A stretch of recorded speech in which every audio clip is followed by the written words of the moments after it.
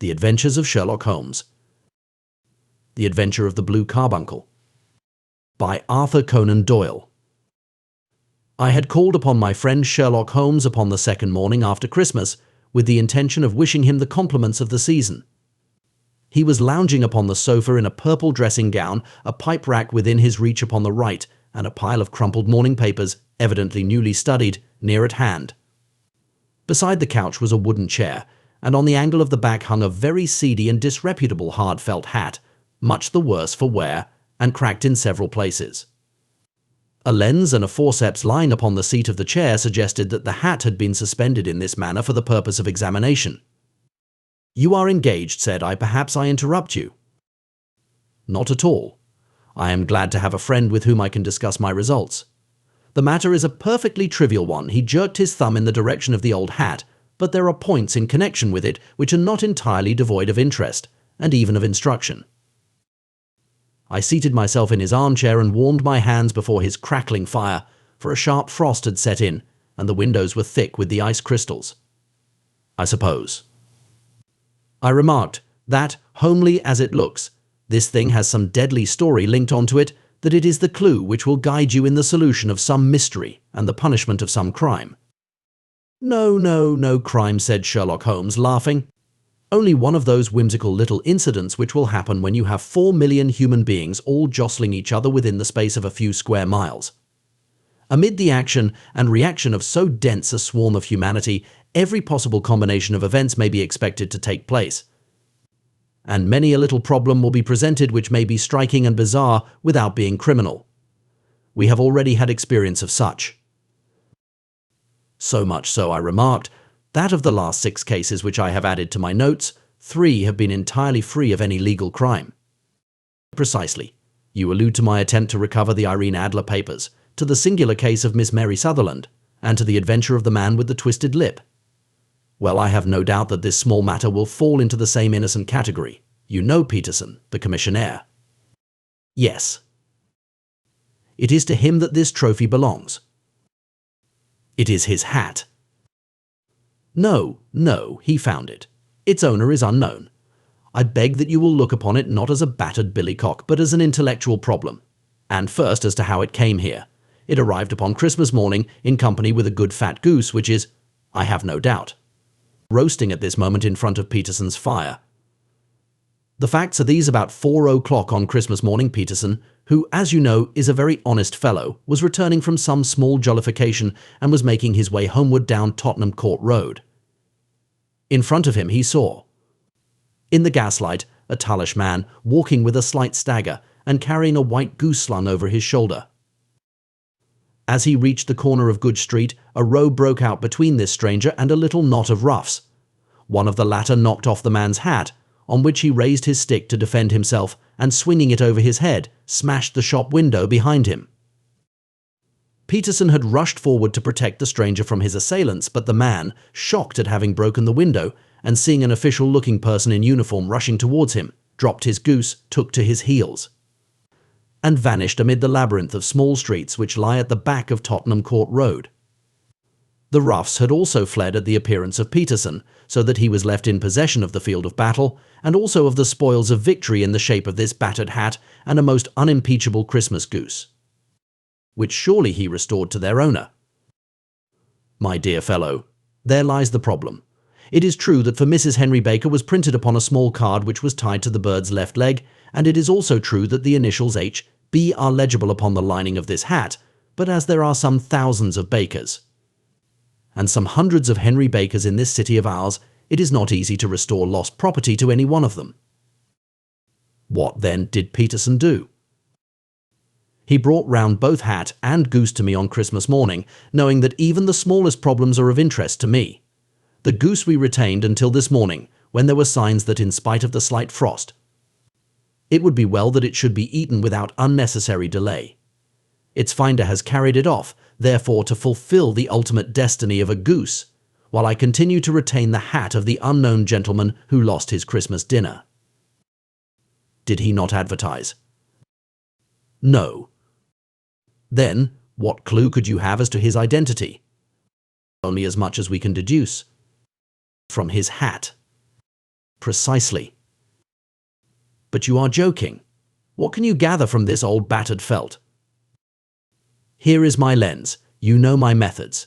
What can you gather yourself as to the individuality of the man who has worn this article? I took the tattered object in my hands and turned it over rather ruefully. It was a very ordinary black hat of the usual round shape, hard and much the worse for wear. The lining had been of red silk, but was a good deal discoloured.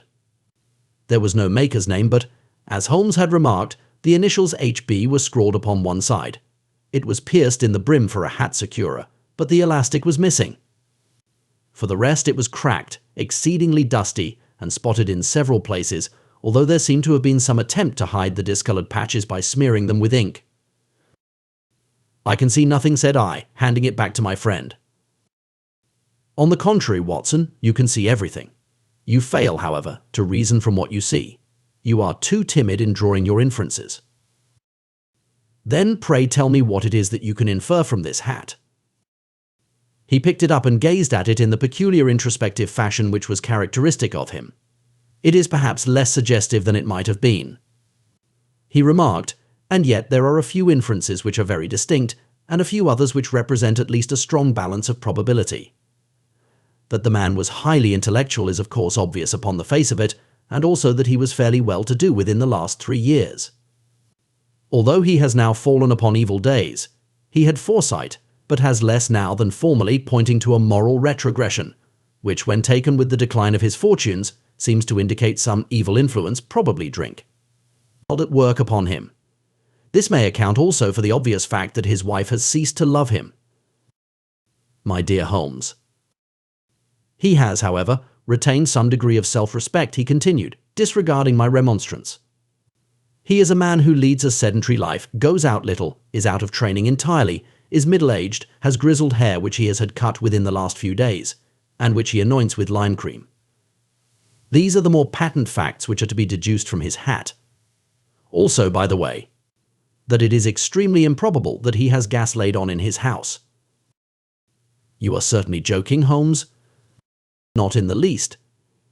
Is it possible that even now, when I give you these results, you are unable to see how they are attained?"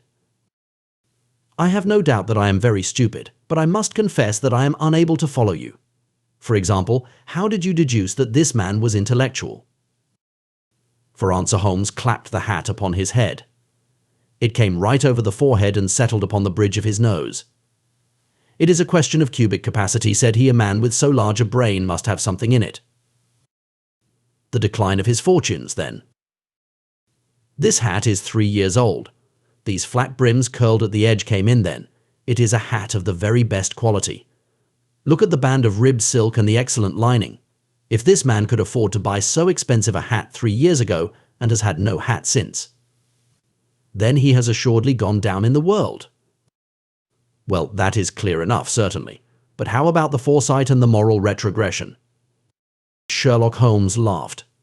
"Here is the foresight," said he, putting his finger upon the little disc and loop of the hat securer. "They are never sold upon hats. If this man ordered one, it is a sign of a certain amount of foresight, since he went out of his way to take this precaution against the wind. But since we see that he has broken the elastic and has not troubled to replace it, it is obvious that he has less foresight now than formerly, which is a distinct proof of a weakening nature. On the other hand, he has endeavoured to conceal some of these stains upon the felt by daubing them with ink, which is a sign that he has not entirely lost his self-respect. Your reasoning is certainly plausible. The further points, that he is middle-aged, that his hair is grizzled, that it has been recently cut, and that he uses lime cream, are all to be gathered from a close examination of the lower part of the lining. The lens discloses a large number of hair ends, clean cut by the scissors of the barber. They all appear to be adhesive, and there is a distinct odour of lime cream. This dust, you will observe, is not the gritty, grey dust of the street, but the fluffy brown dust of the house, showing that it has been hung up indoors most of the time, while the marks of moisture upon the inside are proof positive that the wearer perspired very freely, and could therefore hardly be in the best of training. But his wife, you said that she had ceased to love him. This hat has not been brushed for weeks. When I see you, my dear Watson, with a week's accumulation of dust upon your hat, and when your wife allows you to go out in such a state, I shall fear that you also have been unfortunate enough to lose your wife's affection. But he might be a bachelor. Nay, he was bringing home the goose as a peace offering to his wife. Remember the card upon the bird's leg. You have an answer to everything. But how on earth do you deduce that the gas is not laid on in his house? One tallow stain, or even two, might come by chance, but when I see no less than 5. I think that there can be little doubt that the individual must be brought into frequent contact with burning tallow walks upstairs at night, probably with his hat in one hand and a guttering candle in the other. Anyhow, he never got tallow stains from a gas jet. Are you satisfied? Well, it is very ingenious, said I, laughing, but since, as you said just now, there has been no crime committed and no harm done save the loss of a goose, all this seems to be rather a waste of energy. Sherlock Holmes had opened his mouth to reply when the door flew open, and Peterson, the commissionaire, rushed into the apartment with flushed cheeks and the face of a man who is dazed with astonishment. The goose, Mr. Holmes. The goose, so he gasped. Eh? What of it then? Has it returned to life and flapped off through the kitchen window? Holmes twisted himself round upon the sofa to get a fairer view of the man's excited face. See here, sir. See what my wife found in its crop. He held out his hand and displayed upon the centre of the palm a brilliantly scintillating blue stone, rather smaller than a bean in size, but of such purity and radiance that it twinkled like an electric point in the dark hollow of his hand. Sherlock Holmes sat up with a whistle. By Jove, Peterson, said he, this is treasure trove indeed. I suppose you know what you have got. A diamond, sir? A precious stone. It cuts into glass as though it were putty. It's more than a precious stone. It is the precious stone. Not the Countess of Morcar's blue carbuncle, I ejaculated. Precisely so. I ought to know its size and shape, seeing that I have read the advertisement about it in the Times every day lately. It is absolutely unique, and its value can only be conjectured, but the reward offered of PS 1000 is certainly not within a 20th part of the market price. £1,000. Great Lord of mercy, the commissionaire plumped down into a chair and stared from one to the other of us. That is the reward, and I have reason to know that there are sentimental considerations in the background which would induce the Countess to part with half her fortune if she could but recover the gem. It was lost, if I remember aright, at the Hotel Cosmopolitan, I remarked. Precisely so, on December 22nd, just 5 days ago. John Horner, a plumber, was accused of having abstracted it from the lady's jewel case. The evidence against him was so strong that the case has been referred to the assizes. I have some account of the matter here, I believe. He rummaged amid his newspapers, glancing over the dates, until at last he smoothed one out, doubled it over, and read the following paragraph. Hotel Cosmopolitan jewel robbery. John Horner, 26, plumber, was brought up upon the charge of having upon the 22nd inst. abstracted from the jewel case of the Countess of Morcar the valuable gem known as the blue carbuncle. James Ryder, upper attendant at the hotel, gave his evidence to the effect that he had shown Horner up to the dressing room of the Countess of Morcar upon the day of the robbery in order that he might solder the second bar of the grate, which was loose. He had remained with Horner some little time, but had finally been called away. On returning, he found that Horner had disappeared, that the bureau had been forced open, and that the small morocco casket in which, as it afterwards transpired, the Countess was accustomed to keep her jewel, was lying empty upon the dressing table. Ryder instantly gave the alarm, and Horner was arrested the same evening, but the stone could not be found either upon his person or in his rooms. Catherine Cusack, maid to the Countess, deposed to having heard Ryder's cry of dismay on discovering the robbery, and to having rushed into the room, where she found matters as described by the last witness. Inspector Bradstreet, B Division, gave evidence as to the arrest of Horner, who struggled frantically and protested his innocence in the strongest terms. Evidence of a previous conviction for robbery having been given against the prisoner, the magistrate refused to deal summarily with the offence, but referred it to the assizes. Horner, who had shown signs of intense emotion during the proceedings, fainted away at the conclusion and was carried out of court. So much for the police court, said Holmes thoughtfully, tossing aside the paper. The question for us now to solve is the sequence of events leading from a rifle jewel case at one end to the crop of a goose in Tottenham Court Road at the other. You see, Watson, our little deductions have suddenly assumed a much more important and less innocent aspect. Here is the stone. The stone came from the goose, and the goose came from Mr. Henry Baker, the gentleman with the bad hat and all the other characteristics with which I have bored you. So now we must set ourselves very seriously to finding this gentleman and ascertaining what part he has played in this little mystery. To do this, we must try the simplest means first. And these lie undoubtedly in an advertisement in all the evening papers. If this fail, I shall have recourse to other methods. What will you say? Give me a pencil and that slip of paper. Now, then found at the corner of Good Street, a goose and a black felt hat. Mr. Henry Baker can have the same by applying at 6:30 this evening at 221 Billion, Baker Street, that is clear and concise. Very, but will he see it? Well, he is sure to keep an eye on the papers, since, to a poor man, the loss was a heavy one. He was clearly so scared by his mischance in breaking the window and by the approach of Peterson that he thought of nothing but flight. But since then he must have bitterly regretted the impulse which caused him to drop his bird. Then again, the introduction of his name will cause him to see it, for everyone who knows him will direct his attention to it. Here you are, Peterson. Run down to the advertising agency and have this put in the evening papers. In which, sir? Oh, in the Globe, Star, Pall Mall, St. James's Gazette, Evening News, Standard, Echo, and any others that occur to you. Very well, sir. And this stone? Ah, yes, I shall keep the stone. Thank you. And I say, Peterson, just buy a goose on your way back and leave it here with me, for we must have one to give to this gentleman in place of the one which your family is now devouring. When the commissionaire had gone, Holmes took up the stone and held it against the light. It's a bonny thing, said he. Just see how it glints and sparkles. Of course it is a nucleus and focus of crime. Every good stone is. They are the devil's pet baits. In the larger and older jewels, every facet may stand for a bloody deed. This stone is not yet 20 years old. It was found in the banks of the Amoy River in southern China and is remarkable in having every characteristic of the carbuncle, save that it is blue in shade instead of ruby red. In spite of its youth, it has already a sinister history. There have been 2 murders of vitriol throwing, a suicide, and several robberies brought about for the sake of this 40-grain weight of crystallized charcoal. Who would think that so pretty a toy would be a purveyor to the gallows and the prison? I'll lock it up in my strong box now and drop a line to the Countess to say that we have it. Do you think that this man Horner is innocent? I cannot tell. Well then, do you imagine that this other one, Henry Baker, had anything to do with the matter?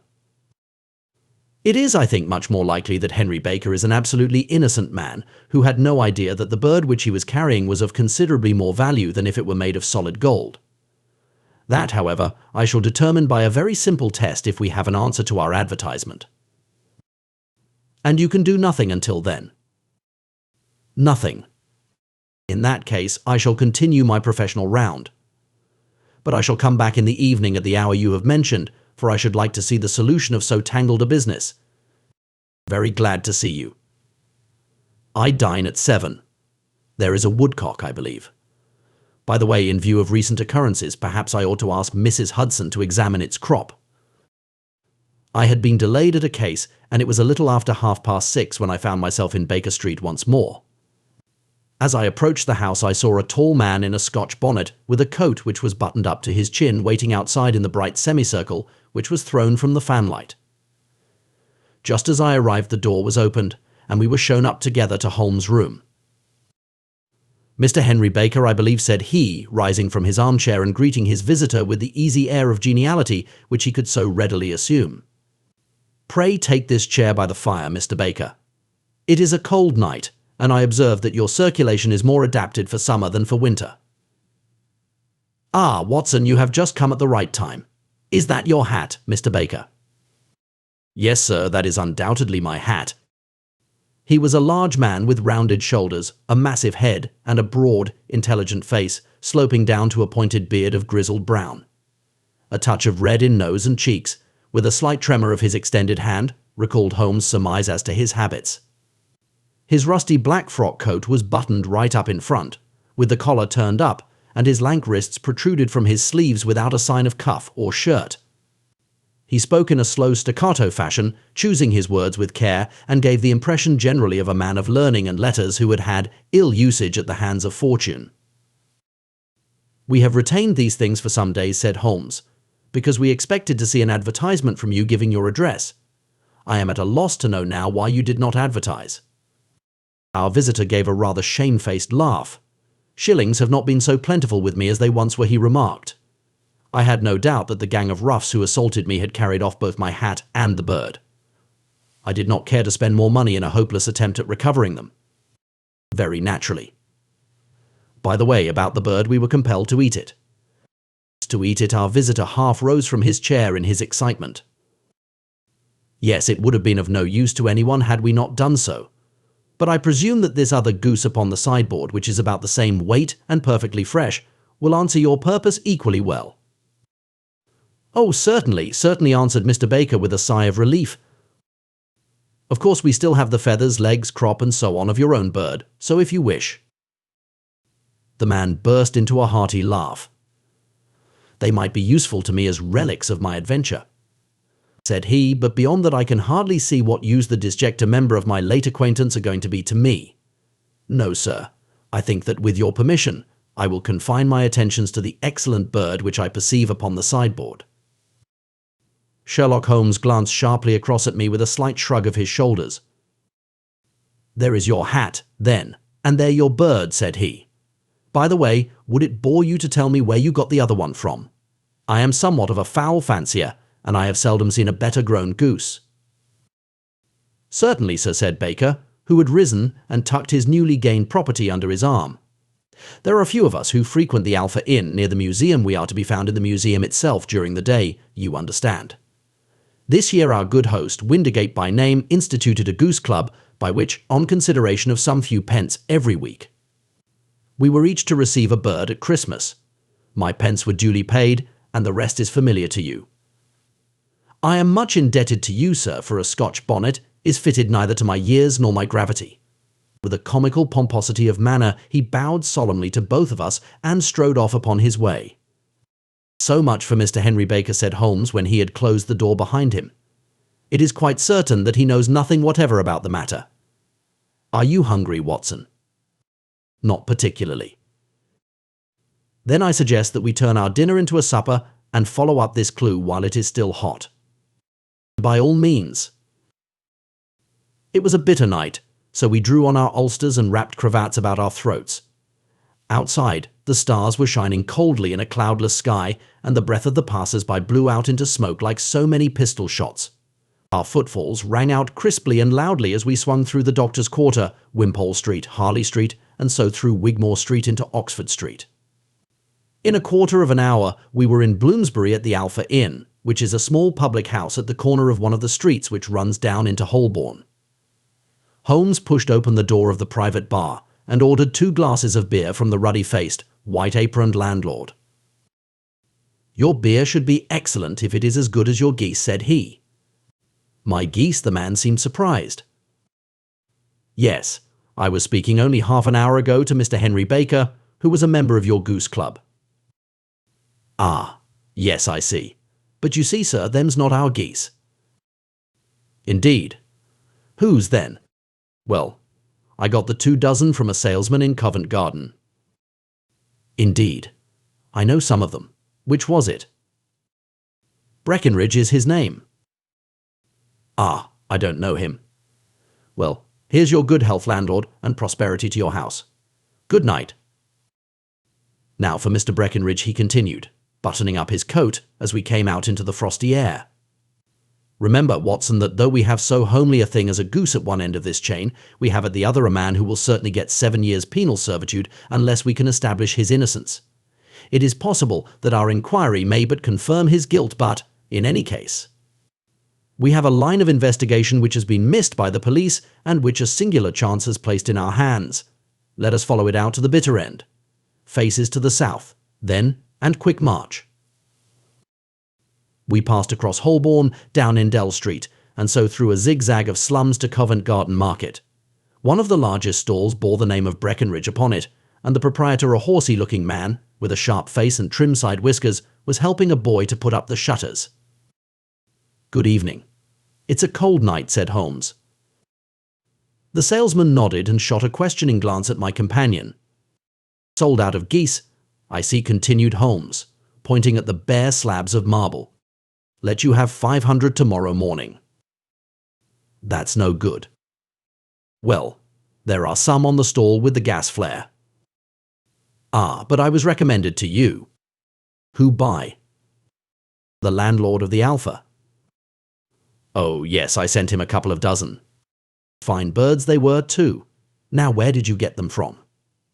To my surprise, the question provoked a burst of anger from the salesman. "Now then, mister," said he, with his head cocked and his arms akimbo, "what are you driving at?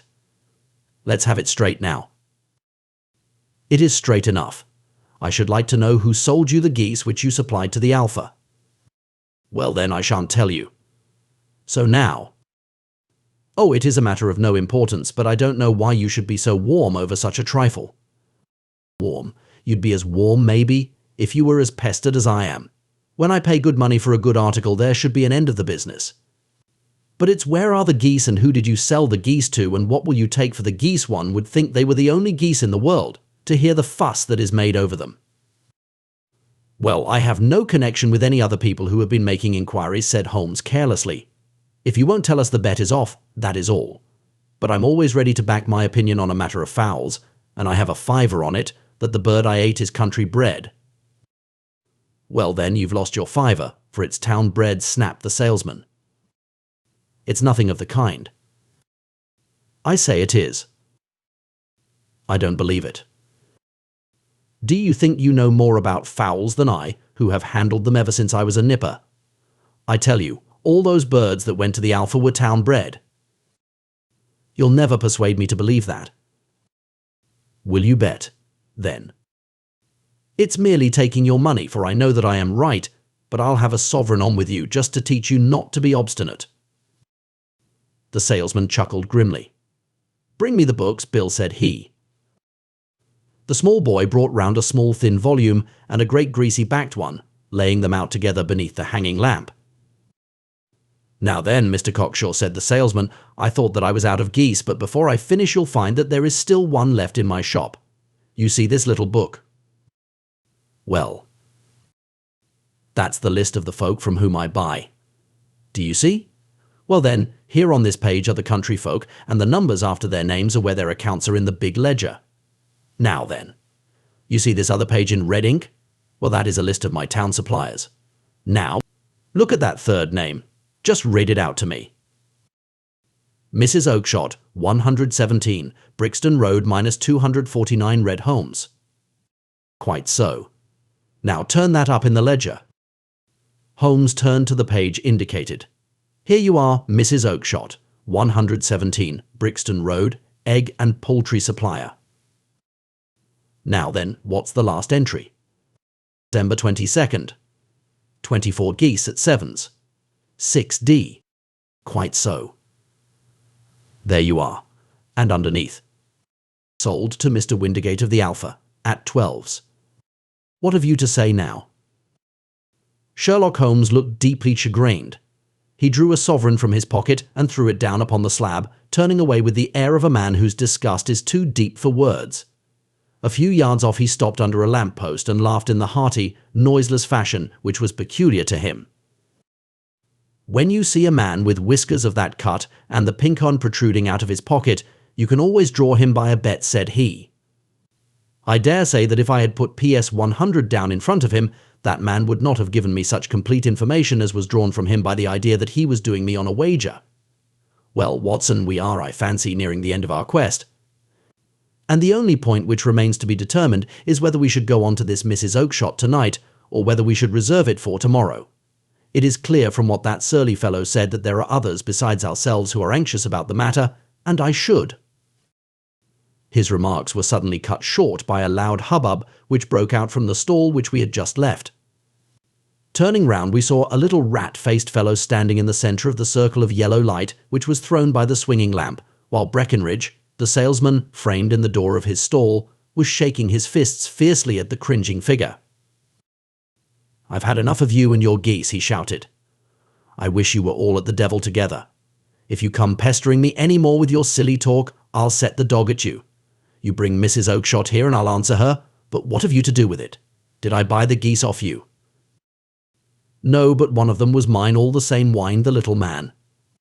"Well then, ask Mrs. Oakshott for it." "She told me to ask you." "Well, you can ask the King of Prussia, for all I care." "I've had enough of it.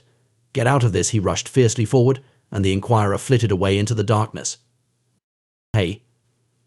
"This may save us a visit to Brixton Road," whispered Holmes. "Come with me, and we will see what is to be made of this fellow striding through the scattered knots of people who lounged round the flaring stalls."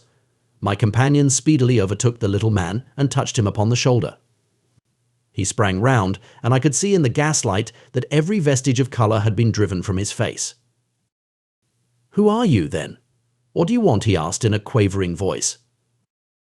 "You will excuse me," said Holmes blandly, "but I could not help overhearing the questions which you put to the salesman just now. I think that I could be of assistance to you." "You? Who are you? How could you know anything of the matter?" "My name is Sherlock Holmes. It is my business to know what other people don't know. But you can know nothing of this." "Excuse me, I know everything of it. You are endeavouring to trace some geese which were sold by Mrs. Oakshott of Brixton Road to a salesman named Breckenridge, by him in turn to Mr. Windigate of the Alpha, and by him to his club, of which Mr. Henry Baker is a member." "Oh, sir, you are the very man whom I have longed to meet," cried the little fellow with outstretched hands and quivering fingers. "I can hardly explain to you how interested I am in this matter." Sherlock Holmes hailed a four-wheeler which was passing. "In that case we had better discuss it in a cosy room rather than in this wind-swept marketplace," said he. "But pray tell me, before we go farther, who it is that I have the pleasure of assisting." The man hesitated for an instant. "My name is John Robinson," he answered with a sidelong glance. "No, the real name," said Holmes sweetly. "It is always awkward doing business with an alias." A flush sprang to the white cheeks of the stranger. "Well then," said he, "my real name is James Ryder." "Precisely so. Head attendant at the Hotel Cosmopolitan. Pray step into the cab, and I shall soon be able to tell you everything which you would wish to know." The little man stood glancing from one to the other of us with half-frightened, half-hopeful eyes, as one who is not sure whether he is on the verge of a windfall or of a catastrophe. Then he stepped into the cab, and in half an hour we were back in the sitting-room at Baker Street. Nothing had been said during our drive, but the high, thin breathing of our new companion and the claspings and unclaspings of his hands spoke of the nervous tension within him. "Here we are," said Holmes cheerily as we filed into the room. "The fire looks very seasonable in this weather. You look cold, Mr. Ryder. Pray take the basket chair. I will just put on my slippers before we settle this little matter of yours. Now, then, you want to know what became of those geese?" "Yes, sir. Or rather, I fancy, of that goose. It was one bird, I imagine, in which you were interested, white, with a black bar across the tail." Ryder quivered with emotion. "Oh, sir," he cried, "can you tell me where it went to?" "It came here." "Here?" "Yes, and a most remarkable bird it proved. I don't wonder that you should take an interest in it. It laid an egg after it was dead, the bonniest, brightest little blue egg that ever was seen. I have it here in my museum." Our visitor staggered to his feet and clutched the mantelpiece with his right hand. Holmes unlocked his strong box and held up the blue carbuncle, which shone out like a star with a cold, brilliant, many-pointed radiance. Ryder stood glaring with a drawn face, uncertain whether to claim or to disown it. "The game's up," Ryder said Holmes quietly. "Hold up, man, or you'll be into the fire. Give him an arm back into his chair, Watson. He's not got blood enough to go in for felony with impunity. Give him a dash of brandy. So. Now he looks a little more human. What a shrimp it is, to be sure." For a moment he had staggered and nearly fallen, but the brandy brought a tinge of colour into his cheeks, and he sat staring with frightened eyes at his accuser. "I have almost every link in my hands, and all the proofs which I could possibly need, so there is little which you need tell me. Still, that little may as well be cleared up to make the case complete. You had heard, Ryder, of this blue stone of the Countess of Morcar's. It was Catherine Cusack who told me of it, said he in a crackling voice. I see her ladyship's waiting maid. Well, the temptation of sudden wealth so easily acquired was too much for you, as it has been for better men before you, but you were not very scrupulous in the means you used. It seems to me, Ryder, that there is the making of a very pretty villain in you. You knew that this man Horner, the plumber, had been concerned in some such matter before, and that suspicion would rest the more readily upon him. What did you do? Then, you made some small job in my lady's room, you and your confederate Cusack, and you managed that he should be the man sent for. Then, when he had left, you rifled the jewel case, raised the alarm, and had this unfortunate man arrested. You then. Ryder threw himself down suddenly upon the rug and clutched at my companion's knees. For God's sake, have mercy, he shrieked. Think of my father. Of my mother. It would break their hearts. I never went wrong before. I never will again. I swear it. I'll swear it on a Bible. Oh, don't bring it into court. For Christ's sake, don't. Get back into your chair, said Holmes sternly. It is very well to cringe and crawl now, but you thought little enough of this poor Horner in the dock for a crime of which he knew nothing. I will fly, Mr. Holmes. I will leave the country, sir. Then the charge against him will break down. We will talk about that. And now let us hear a true account of the next act. How came the stone into the goose, and how came the goose into the open market? Tell us the truth, for there lies your only hope of safety. Ryder passed his tongue over his parched lips. I will tell you it just as it happened, sir, said he. When Horner had been arrested, it seemed to me that it would be best for me to get away with the stone at once, for I did not know at what moment the police might not take it into their heads to search me in my room. There was no place about the hotel where it would be safe. I went out, as if on some commission, and I made for my sister's house. She had married a man named Oakshott and lived in Brixton Road, where she fattened fowls for the market.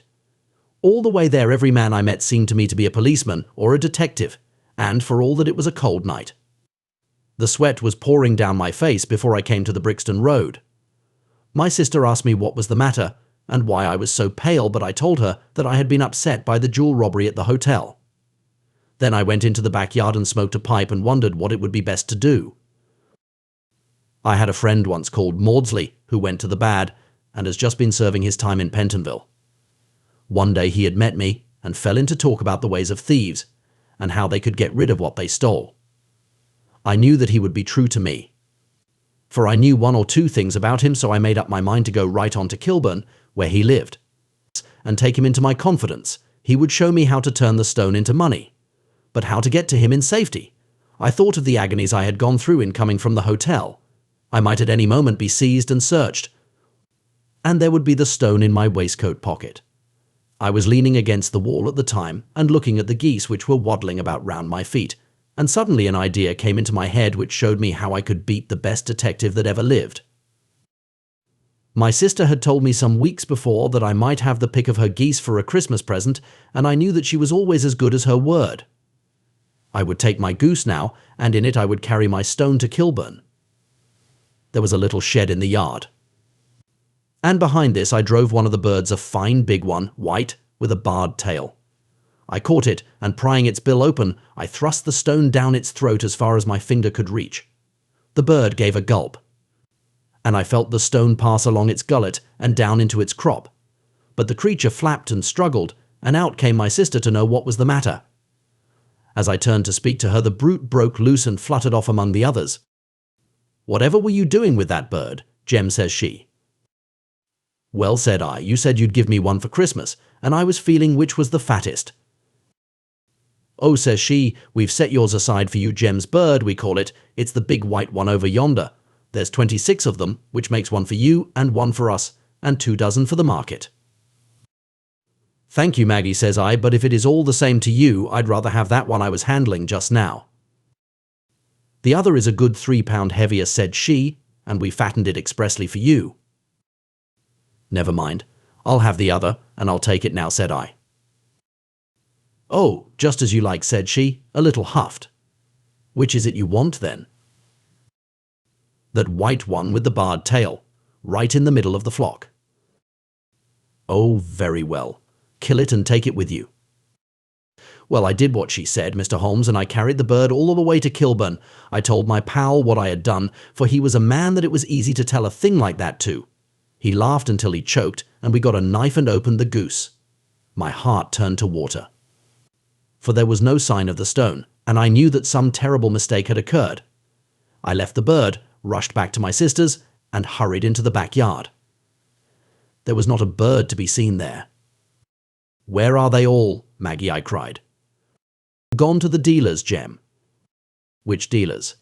"Breckenridge, of Covent Garden." "But was there another with a barred tail?" I asked. "The same as the one I chose." "Yes, Jem, there were two barred-tailed ones, and I could never tell them apart." Well, then, of course, I saw it all, and I ran off as hard as my feet would carry me to this man Breckenridge, but he had sold the lot at once, and not one word would he tell me as to where they had gone. You heard him yourselves tonight.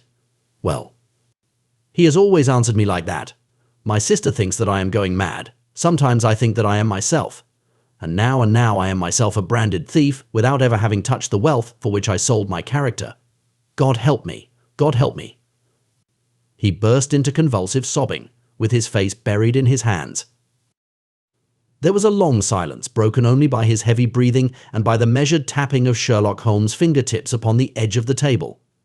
Then my friend rose and threw open the door. "Get out," said he.